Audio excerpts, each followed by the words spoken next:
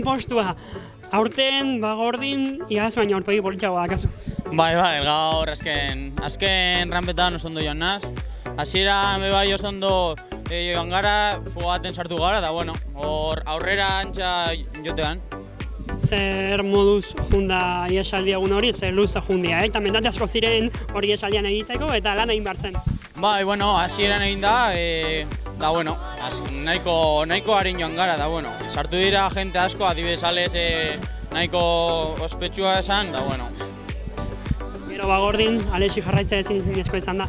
Ez oso harin zijoan, da bueno, hasieran txarto joan naz, baina bueno, apurre erritmo hartu du, nire erritmoa da buru gogorra, da bigarrena, ba bueno, nahiko ondo.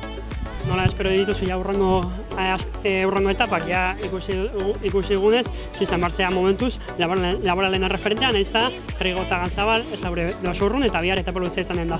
Bai, bueno, bihar nahiko etapa gogorra izango da, eta gero Artesiaga 5 kilometro nahiko gogorrak egin aldira, da 180 kilometro dira, así que bueno, 3 baza deukaguz, así que horreka jolostuko gu. Asko jolasteko.